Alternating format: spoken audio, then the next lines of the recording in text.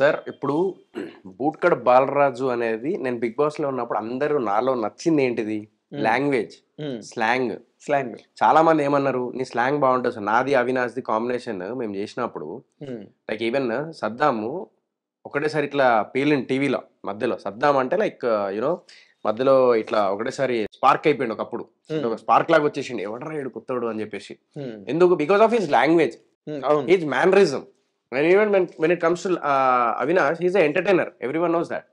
So నేను కూడా మాట్లాడేటప్పుడు కానీ అదంతా ఇప్పుడు ఫర్ ఎగ్జాంపుల్ హైదరాబాదీ లాంగ్వేజ్ వేరు సార్. అండ్ గోదావరి కానీ కరీంనగర్ జగిత్యాలు ఇక్కడ జరిగే రూరల్ ఏరియాస్లో జరిగే లాంగ్వేజ్ వేరు. అవును. అది ఇంకా ఫన్ ఉంటుంది.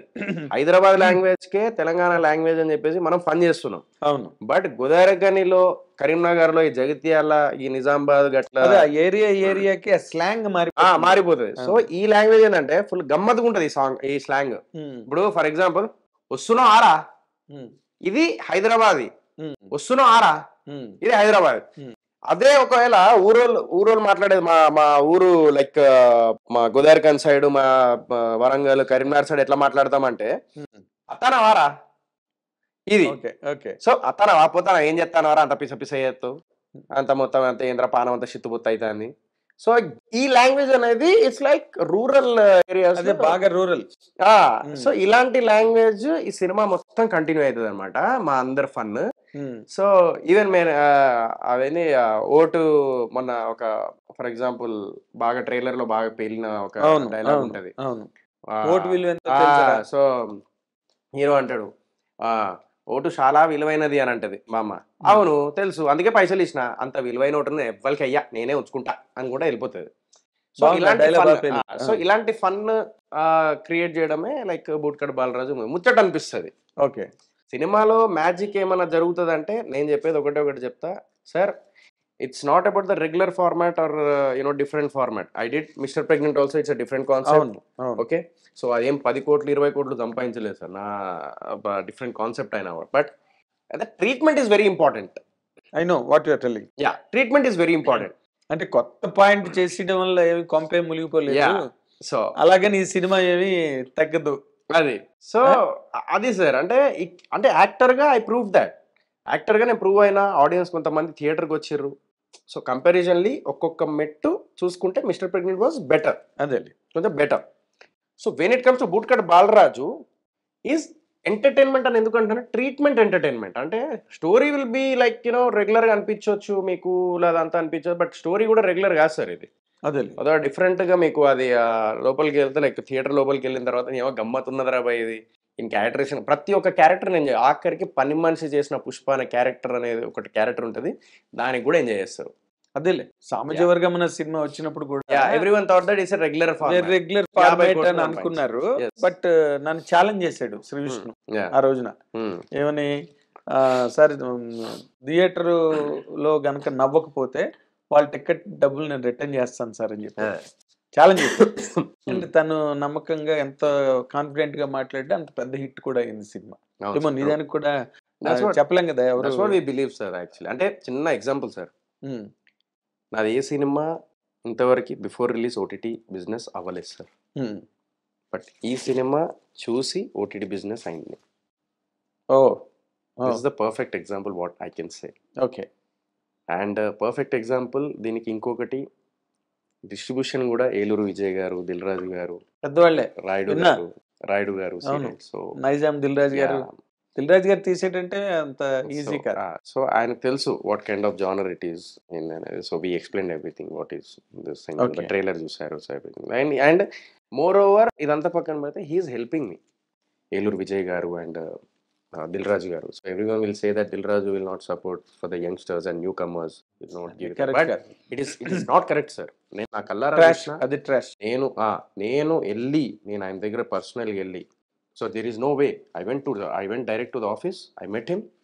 సార్ ఎవరు రికమెండేషన్ వెళ్ళే గోపి గారు ఉన్నారు. బట్ గోపి సార్ ఏంటంటే జస్ట్ ఒక దారి చెప్పారు. ఇట్లా నేను వెళ్దాం అనుకుంటున్నాను సార్ అంటే జస్ట్ ఓకే దిల్ రాజు గారు ఉన్నారు మరి వెళ్తే వెళ్ళు అని చెప్పేసి అన్నారు. బక్కెం వేణుగోపాల్. సో గోపి సార్ బెక్కెం వేణుగోపాల్ గారు సరే వెళ్ళు సోహెల్ నువ్వు ఒకసారి నువ్వు అడిగితే ఏమంటారు చూడు అని చెప్పేసి అన్నారు. అంత వెళ్ళాను. ఒకటే చెప్పిన సార్ చాలా కష్టపడుతున్నాను సార్. సినిమా కూడా బాగా వచ్చింది. మీకు కూడా తెలిసి కదా ట్రైలర్ టీజర్ చూడండి సార్ అది ఇది అని చెప్పేసి చెప్తే, డెఫినెట్లీ సోహెల్ నువ్వు థియేటర్స్ గురించి వరీ అవ్వకు, I will take care of it అని చెప్పి శిరీష్ గారి దగ్గర ఉంటారు. శిరీష్ గారి దగ్గర ఉంటుంది. శిరీష్ గారు ఓకే అని చెప్పి శిరీష్ గారి దగ్గర నాకు సడన్గా ఏం అర్థం కాలేదు. సరే సోహెల్ నువ్వు టెన్షన్ పడక, ఐ ఎమోషనల్ అయిపోయినా సార్ నేను. అంతే కదా, ఆ ఎమోషనల్ కళ్ళలో వాటర్ తిరిగినాయి. శిరీష్ గారితో అన్నాను, సార్ నేను చాలా కష్టపడుతున్నాను సార్, ఏం అర్థం కావట్లేదు. డైలీ నిన్న కూడా 2 o'clock దాకా స్టాండీస్ అని, ఈ స్టాండీస్ ఉన్నాయి కదా సార్, ఈ 2 o'clock దాకా మేము రెడీ పెట్టేసి అక్కడ ఆఫీస్లో ఇది హైట్ సరిపోతలే అని చెప్పేసి నైట్ 2 o'clock మళ్ళీ అక్కడ నుంచి వేరే దగ్గర షిఫ్ట్ చేసి అక్కడ నుంచి ఇక్కడ తీసుకొచ్చి ఇన్ని జరుగుతున్నాయి. సినిమా చేయడం ఒక ఎత్తు అయితే సార్, దానికి ప్రమోషన్ చేయడం, రిలీజ్ డెలివరీ, ఎస్ సార్, పురిటి నొప్పులు అంటారుగా, yes. So that is what happening right now. So ఇలాంటి సిచ్యువేషన్లో దిల్ రాజు గారు, ఏలూరి విజయ్ గారు అండ్ రాయుడు గారు, సో సీడెడ్ రాయుడు గారు, so everyone supporting me on this. Very nice, very nice. Even you sir, అంటే మీరందరూ అంటే ఏంటిదంటే సార్, నాకు ఒకటి ఇందాక కూడా చెప్పిన, నాకు యంగ్స్టర్స్ లైక్ చాలామంది నాకు తెలుసు hero, but no one is supporting me on this. అవును, ఫంక్షన్ లో కూడా చెప్పారు. నాగార్జున గారు అంత స్థాయిలో ఉండి నా ట్రైలర్ లాంచ్ వచ్చారు అప్పుడు, లైక్ మిస్టర్ ప్రెగ్నెంట్కి. అవును. సో అలాంటిది న్యూ కమర్స్ లైక్ ఒకటి రెండు హిట్ కొట్టిన వాళ్ళు లైక్ నన్ను పట్టించుకుని కూడా పట్టించుకోలేదు sir, which I really felt very bad. అంటే నేను I'm not saying that I'm not expecting that they have to come అని, అట్లీస్ట్ ఒక్క మెసేజ్కి రిప్లై సార్. శ్రీకాంత్ గారు ఉన్నారు, ఫోన్ చేయంగానే నాకేం శ్రీకాంత్ గారు వెళ్ళి మేము కూర్చొని పార్టీలు గిటీలు చేసుకునేది లేదు, ఫోన్ చేసి సార్ అన్న ఎట్లా నాకు సినిమా రిలీజ్ అవుతుంది, ఒక స్టోరీ పెట్టండి అన్న.